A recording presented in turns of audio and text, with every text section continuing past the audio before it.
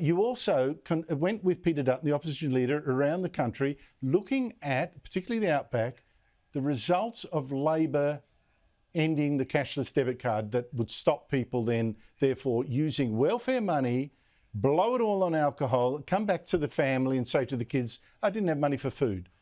What did you find? Andrew, it's a shocking situation.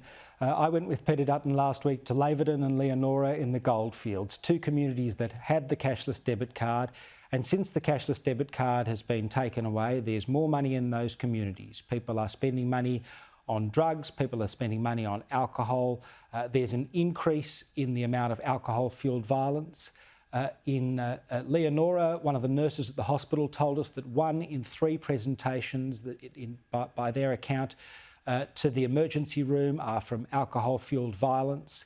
We've got a situation in Laverton where the council and the local mining company are providing food for children at school because parents are not spending their money on the basics of life. They're spending money on alcohol before they're spending money to feed their children.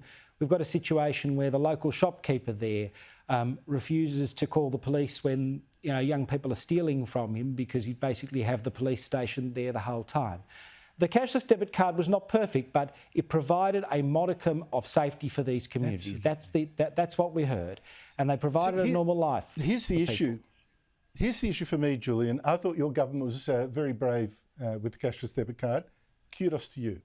But doesn't this show the voice is no solution? Because if we had the voice back then, that card would have been banned, and it would stay banned because Aboriginal organisations, particularly in the Northern Territory, were virtually united in saying it had to go. A voice would say that. A Liberal government, do you really think a Liberal government then would say, the voice may have said, get rid of the cashless debit card, but we, the Liberals, are going to ignore it?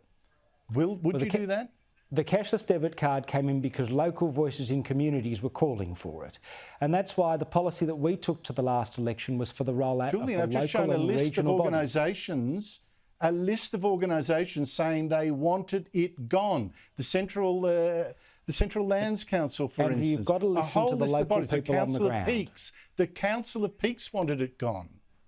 Andrew, you've got to listen to the local people on the ground, and that is why we proposed, as part of our policy at the last election, and we funded it, $32 million for the rollout of the local and regional bodies, because the problems are fundamentally problems that exist in communities around the country. Since I've been the Shadow Minister, I've visited places like Alice Springs. It was the first visit I did with Senator Price. I've been to Ceduna. I've been to Palm Island. I've been to Rockhampton. No, that's I've good. been to Arnhem Land. Let's I've been remind out and about on viewers, communities. the Council of Peaks represents community-controlled organisations. That were the people on the ground. They said get rid of it. So put it to you. If there's a voice, the voice says, we don't want a cashless debit card, would a Liberal government ignore it? I think it is completely open to a Liberal government or a Labor government for that matter to ignore advice that it's given by the voice or any other body for that matter. I think you've got to ground truth things by listening to people on the ground, and that's why we proposed the rollout of the local and regional bodies first. That was what was recommended by Calma Langton.